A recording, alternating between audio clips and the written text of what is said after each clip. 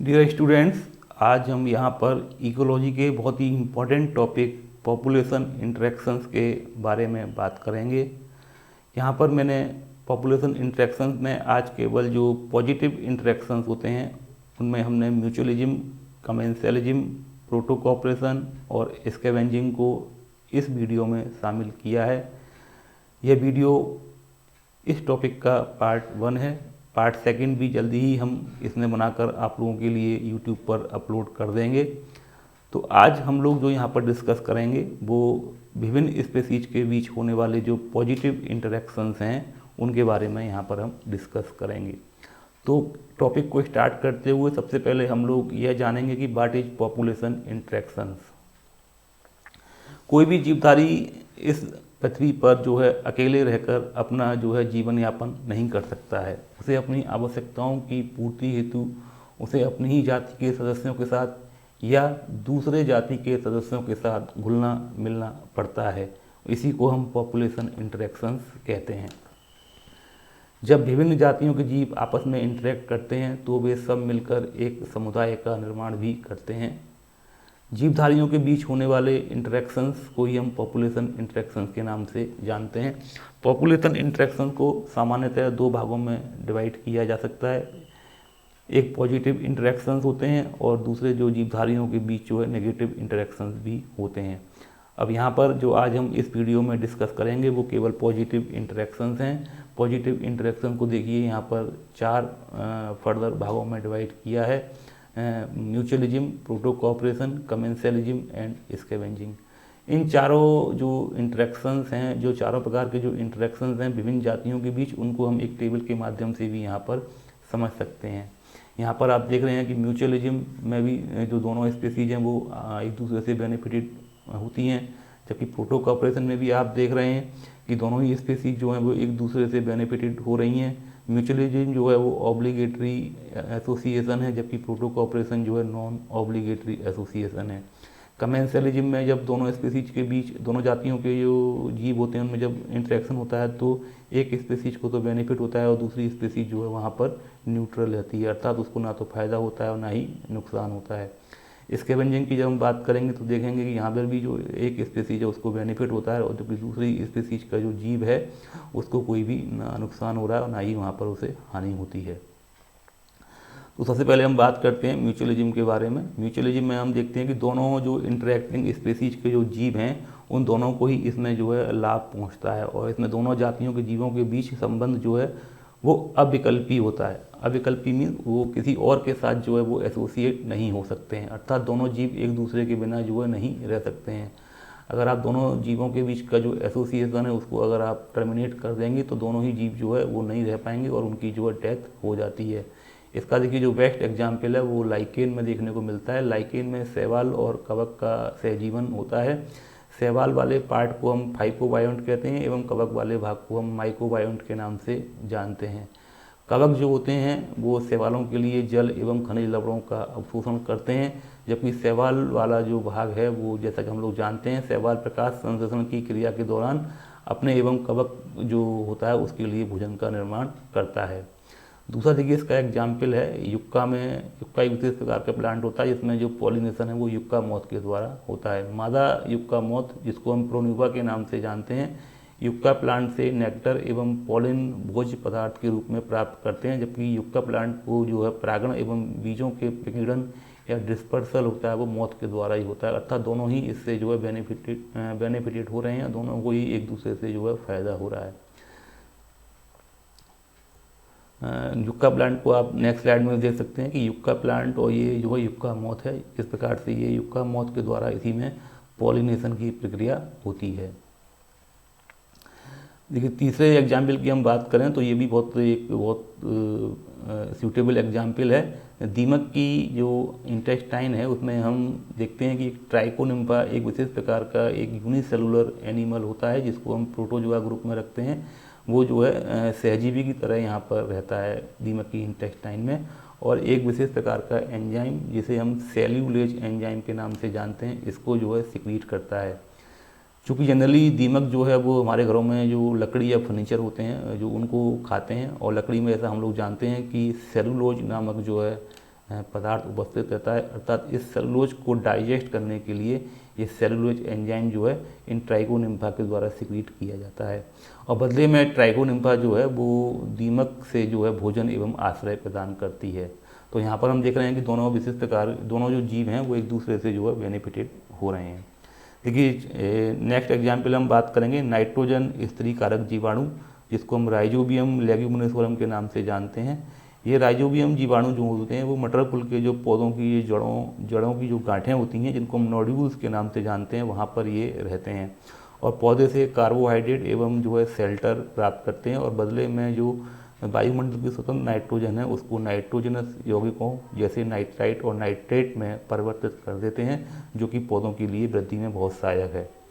देखिए ये लेग्यूमिनस कुल की ये कोई पौधा है जिसमें हम देख रहे हैं कि ये नोड्यूल्स बनी हुई हैं और इन्हीं नोड्यूल्स में राइजोबियम जीवाणु जो है वो रहता है। एक एग्जाम्पल यहाँ पर और हम डिस्कस करेंगे, जिसको हम माइकोराइजा के नाम से जानते हैं। माइकोराइजा में जो है कवक, जो कि एक बोलेटस जीनस का सदस्य होता है, और उच्च कुल के जो पादपों की जो जड़ें हैं जैसे पाइनस आदि, उनके बीच जो है सहजीवन होता है।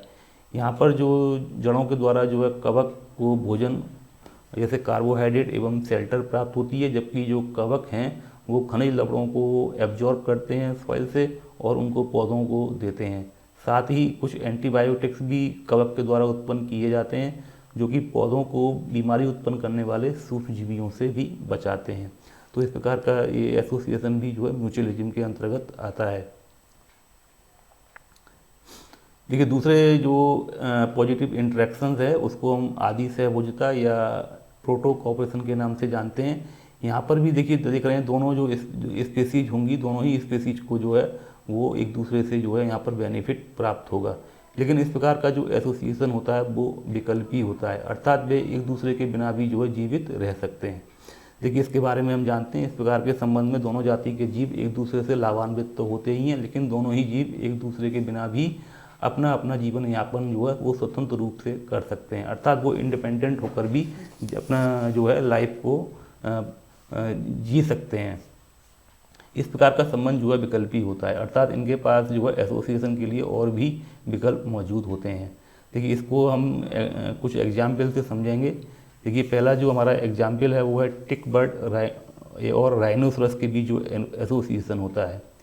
देखिए इस प्रकार के संबंध में एक ऑक्सपेकर बुफेगस पक्षी जो है वो राइनोसरस, जिसको हम गैंडा कहते हैं, कि त्वचा से जूं जैसे लाइस, टिक्स और माइट्स आदि जो उसकी त्वचा पर बाह्य परजीवी के रूप में राइनोसरस की जो स्किन से चिपके रहते हैं वो अपना भोजन बनाते हैं।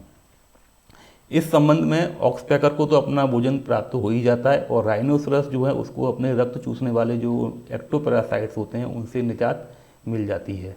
क्योंकि इस चित्र में हम इसको देख सकते हैं कि ये जो है एक राइनोसरस है और ये विशेष प्रकार के पक्षी होते हैं जिन्हें हम बुफेगस के नाम से जानते हैं। जनरली ये बुफेगस जो पक्षी है जिनको ऑक्सपेकर कहते हैं, ये जो राइनोसरस की जो स्किन से जो है लाइस या टिक्स या जो माइट्स होती हैं उनको खाते हैं, जिससे देखिए गेंडे को तो जो है अपने जो एक्टोपैरासाइट है जो गेंडे का रक्त चूस रहे हैं उससे छुटकारा मिल जाता है, और साथ ही जो है जो बर्ड्स हैं जिसको हम ऑक्सपेकर बर्ड्स के नाम से जानते हैं इनको अपना भोजन प्राप्त हो जाता है। लेकिन ये दोनों एक दूसरे के लिए बिल्कुल भी ऐसा नहीं है कि इसमें म्यूचुअलिज्म हो, और ये एक दूसरे के बिना भी जीवित रह सकते हैं, अर्थात इनके पास अपने भोजन के लिए, बर्ड्स के पास अपने भोजन के लिए अन्य स्रोत भी होते हैं। तो इस प्रकार का जो एसोसिएशन है वो प्रोटो कोऑपरेशन के अंतर्गत आता है, अर्थात ये दोनों एक दूसरे के बिना भी जीवित रह पाते हैं, लेकिन बेनिफिट इसमें दोनों को ही हो रहा है इस प्रकार के एसोसिएशन में। देखिए दूसरा जो एग्जाम्पल है उसमें आप देखेंगे क्रोकोडाइल और बर्ड का एक एसोसिएशन है। क्रोकोडाइल बर्ड एक होती है, इसको हम प्लूविनस के नाम से जानते हैं, जो मगरमच्छ के खुले हुए मुख से जोंक और जो टिक्स वगैरह आदि भी होंगी, जो लीच है उसको निकालकर अपना भोजन प्राप्त करती है, और मगरमच्छ को अपने रक्त चूसने वाले परजीवी से छुटकारा मिल जाता है।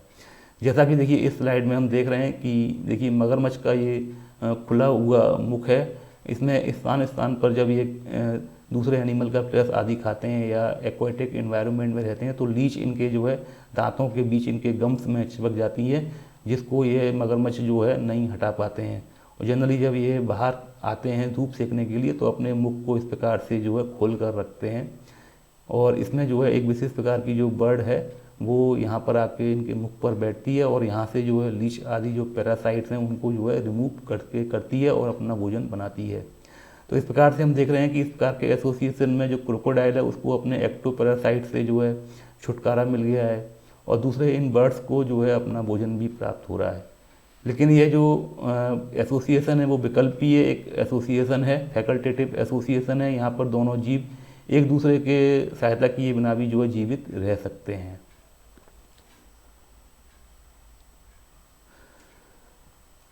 देखिए तीसरे प्रकार का जो हमारा इंटरेक्शन है वो सहभोजिता है, जिसको हम कमेंसलिज्म के नाम से जानते हैं। और इस प्रकार के इंटरेक्शन में एक जाति के जो जीव है उसको तो बेनिफिट प्राप्त होता है, लेकिन जो दूसरे जाति के जो जीव है उसको ना तो लाभ होती है और ना ही उसको हानि यहाँ पर होती है। तो देखिए दो विभिन्न जाति के सदस्यों के बीच संबंध में एक जाति के सदस्य को लाभ एवं दूसरे जाति के सदस्य को ना तो लाभ और ना ही हानि होती है, अर्थात यह उदासीन रहता है। अर्थात दूसरा जो जाति का जीव है वो उदासीन यहाँ पर रहेगा। जैसे इसका बेस्ट एग्जाम्पल है अधिपादप होते हैं, एपीफाइट्स जिनको हम कहते हैं, जैसे ऑर्किड प्लांट। ये दूसरे वृक्षों जैसे आम के पेड़ पर उगते हैं, लेकिन उनसे किसी प्रकार का पोषण या न्यूट्रिशन प्राप्त नहीं करते हैं, केवल जो है एक विशेष प्रकार का सहारा प्राप्त करते हैं। जबकि आम के पेड़ को ऑर्किड से कोई लाभ या हानि नहीं होती है। देखिए इस स्लाइड में आप देख रहे हैं कि ये मैंगो ट्री है जिस पर ये ऑर्किड प्लांट जो है वो ग्रो कर रहा है। ऑर्किड प्लांट जो है मैंगो प्लांट से कोई विशेष न्यूट्रिशन नहीं प्राप्त करता है, केवल ये उनसे सहारा प्राप्त करता है ना।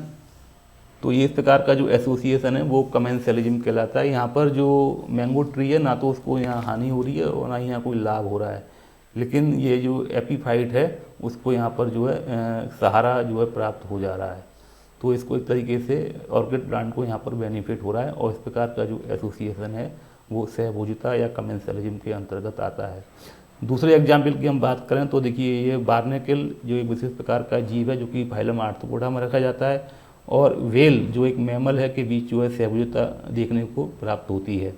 बार्नेकिल्स जो हैं बार्नेकिल्स व्हेल के शरीर पर पाए जाते हैं, जिससे बार्नेकिल्स को व्हेल के शरीर में रहने की जगह मिल जाती है, और साथ ही ये फ्री ट्रांसपोर्टेशन भी प्राप्त हो जाता है। जैसे जैसे जहाँ भी व्हेल जाती है तो बार्नेकिल भी उनके बॉडी के साथ जो है एक स्थान से दूसरे स्थान पर चले जाते हैं। इस प्रकार के संबंध में बार्नेकिल को तो फायदा होता है, और जबकि व्हेल को इससे कोई नुकसान या हानि नहीं है। तो ये भी एक जो है कमेंसलिज्म का जो है अच्छा उदाहरण है। देखिए ये एग्जाम्पल हम लोग अपने ग्रामीण परिवेशों में देखते हैं। एक ईग्रेट्स जो एक विशेष प्रकार का बगुला जैसा पक्षी होता है, वो चरने वाले जो मवेशी होते हैं उनके आसपास ही घूमते रहते हैं। मवेशियों के देखिए चरते समय वनस्पतियाँ हिलती हैं। जब मवेशी जो है चरने के लिए खेतों में जाते हैं या झाड़ियों में घुसते हैं तो उनके साथ जो आसपास की वनस्पतियाँ हैं वो सब हिलती हैं, और उनमें छुपे हुए जो कीट पतंगे हैं जो बाहर आ जाते हैं और वो एक्सपोज हो जाते हैं। जनरली क्या कीट पतंगे जो है वो झाड़ियों या पत्तियों में छुपे हुए बैठे रहते हैं, और जैसे ही कोई बड़ा मवेशी जब घास चरने के लिए जाता है तो ये सब वनस्पतियाँ हिल जाती हैं, और वहाँ के जो सारे जो छुपे हुए कीट पतंगे हैं वो डिस्टर्ब हो जाते हैं और बाहर की तरफ आ जाते हैं, उड़ जाते हैं। और ये जो पक्षी हैं जैसे ही वो बाहर उड़कर आते हैं कीट पतंगे तो इनको अपना भोजन बना लेते हैं। तो इस प्रकार के देखिए एसोसिएशन में इन गाय भैंसों को मवेशियों को तो कोई नुकसान या हानि नहीं हो रही है, लेकिन इन बगुलों को या जो ई ग्रेड पक्षी हैं उनको जो अपना भोजन प्राप्त हो जा रहा है। तो इस प्रकार का जो उदाहरण भी है वो भी कमेंसलिज्म में आता है। देखिए इसमें हम एक और एग्जाम्पल की बात करेंगे। पायलट फिश और शार्क मछली के बीच भी जो है कमेंसलिज्म देखने को मिलता है। पायलट मछली देखिए जो है ये छोटी छोटी मछलियाँ जो हैं वो पायलट मछली के नाम से जानी जाती हैं, और ये बड़ी मछली जैसे शार्क मछली के साथ जो है इनके आसपास ही तैरती रहती हैं या इनके आसपास ही देखने को मिलती हैं।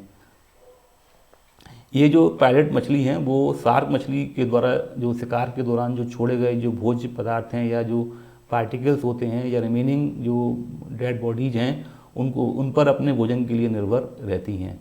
और इस प्रकार के संबंध में देखो शार्क को ना तो इनसे कोई हानि होती है ना ही कोई लाभ होता है, जबकि पायलट फिश को जो है अपना भोजन जो है प्राप्त होता रहता है। तो ये भी जो है कमेंसलिज्म का एक बेस्ट एग्जाम्पल है। अनदर एग्जाम्पल में हम बात करेंगे कि क्लाउन फिश और सी एनीमोन के बीच भी जो है कमेंसलिज्म देखने को मिलता है। सी एनीमोन के देखिए शरीर सतह पर जो है स्टिंगिंग सेल्स पाई जाती हैं, जिसके कारण परवच्ची जो हैं इनसे दूर रहते हैं। सी एनीमोन में जो है स्टिंगिंग सेल या कुछ कांटे जैसी रचनाएं होती हैं, जिनकी वजह से जो इनके प्रीडेटर्स होते हैं वो इनसे दूर रहते हैं, और इन्हीं स्टिंगिंग सेल्स के बीच बीच में जो आकर जो क्लाउन फिश जो है छुप जाती हैं। देख रहे हैं आप यहाँ पर ये क्लाउन फिश हैं जो कि स्टिंगिंग सेल्स के बीच में जो है छुप गई हैं, और इन छुपने से क्या होगा कि ये अपने शत्रुओं से भी अपनी रक्षा कर लेती हैं। तो यहाँ पर आप देख रहे हैं कि क्लाउन फिश को तो बेनिफिट हो रहा है, लेकिन जो सी एनीमोन है ना तो उसे कोई नुकसान हो रहा है ना ही कोई उसे लाभ हो रहा है। तो ये एग्जाम्पल भी जो है कमेंसलिज्म का एक अच्छा एग्जाम्पल है। देखिए जो पॉजिटिव इंटरेक्शन का जो चौथा जो पोर्शन है या भाग है, जो पार्ट है, वो स्कैवेंजिंग के नाम से जाना जाता है। स्कैवेंजिंग में भी हम लोग देखते हैं कि यहाँ पर एक जीव को तो फ़ायदा हो रहा है और लेकिन दूसरे जीव को यहाँ पर नुकसान होता है। देखिए इस प्रकार के जो संबंध हैं उसमें देखिए ये एक जो जाति के जो जीव हैं दूसरे जाति के जो मृत जीवों के शरीर को अपना भोजन बनाते हैं। जनरली इनको हम प्रकृति के सफाई कर्मचारी के नाम से भी जानते हैं। इनमें देखिए जो बेस्ट एग्जाम्पल है उसमें हम देखते हैं कि जैकाल्स और जो हाइना हैं वो उन मृत जीवों के शरीर को खाते हैं जिन्हें शेर, बाघ या अन्य मांसाहारी जीव मारकर या खाकर जो है आधा या कुछ पार्ट उनका छोड़ देते हैं। और ये जो है जो दूसरे जो एनिमल्स हैं जो कि द्वारा किसी अन्य एनिमल्स के द्वारा मार दिए गए हैं या इनकी प्राकृतिक मृत्यु हो गई है, उन्हीं को अपना भोजन बनाते हैं। तो ये स्कैवेंजिंग में हम देखते हैं कि ये केवल डेड बॉडीज को ही अपना भोजन के रूप में यूज करते हैं जनरली। देखिए इसमें अभी मैंने जैकाल और हाइना का एग्जाम्पल आपको बताया। इसी में देखिए गिद्ध भी आपने नाम सुना होगा। ये गिद्ध भी जो हैं वो मृत जीव जो होते हैं उन्हीं को खाकर अपना भोजन प्राप्त करते हैं। और कुछ जो क्रोज वगैरह हैं या जो एंड्स हैं वो भी आप देखते होंगे डेड जो इंसेक्ट्स होते हैं उनको ऊपर अपना भोजन करते हैं। इस फिगर में आप देख रहे हैं कि ये कुछ बल्चर्स बैठे हुए हैं और ये एक डॉग है, डॉग की डेड बॉडी को जो है ये भोजन के रूप में यूज कर रहे हैं। तो जनरली ये जो बल्चर्स हैं या जो और भी प्रेडेटर्स होते हैं उनको हम प्रकृति के जो है सफाई कर्मचारी भी कहलाते हैं, क्योंकि ये जंगलों में जो डेड बॉडी पड़ी रहती हैं या कुछ एनिमल्स जिनकी नेचुरल डेथ हो जा रही है या वो किसी अन्य फूड चेन में किसी अन्य एनिमल्स के द्वारा मार दिए जाते हैं, तो उनको वहाँ से हटाने का काम भी इन प्रकृति के सफाई कर्मचारियों जैसे वल्चर्स आदि के या काइट के द्वारा या चील जिसको हम कहते हैं के द्वारा किया जाता है। तो ये कुछ आज मैंने आपको पॉजिटिव इंटरेक्शंस के बारे में बताया। पॉजिटिव इंटरेक्शन में आज हमने म्यूचुअलिज्म, प्रोटोकॉपरेशन, कमेंसलिज्म और स्कैवेंजिंग के बारे में पढ़ा कि कैसे इनके जो एग्जाम्पल हैं उनको भी हमने जाना। ये बहुत ही इम्पोर्टेंट टॉपिक है। आपके नीट एग्ज़ाम में भी ये कई सारे इससे क्वेश्चन हर साल पूछे जाते हैं और बीएससी जो फाइनल ईयर के स्टूडेंट्स हैं उनके लिए बहुत ही इम्पोर्टेंट टॉपिक है। इसमें जो लॉन्ग क्वेश्चन भी आते हैं, इसके अलावा जो स्कूल स्टूडेंट्स हैं उनके लिए भी ये इक्वली इम्पोर्टेंट है। तो इसके नेक्स्ट सेक्शन में हम लोग जो है नेगेटिव इंटरेक्शन के बारे में बात करेंगे। आप हमारे वीडियोज़ को इसी प्रकार से लाइक करते रहें, अपने फ्रेंड्स के साथ शेयर करते रहें, हमारे चैनल को सब्सक्राइब करें। हमारा केवल एक ही एम है कि आप लोग अपने घरों में बैठकर जो है इस प्रकार के वीडियोज़ से लाभान्वित होते रहें, क्योंकि हर बच्चा, हर स्टूडेंट जो है वो शहरों में जाकर महंगी कोचिंग्स को अफोर्ड नहीं कर पाते हैं। तो हमारी यही कोशिश है कि आपको जो है क्वालिटी लेक्चर जो है घर बैठकर ही हम प्रोवाइड करते रहें। केवल आपको इतना करना है कि इनको देखना है, लाइक करना है और अपने फ्रेंड के साथ शेयर करना है, जिससे हम लोग भी जो है आपके लिए नए नए वीडियो लाने के लिए इनकरेज होते रहें। तो thanks a lot very much.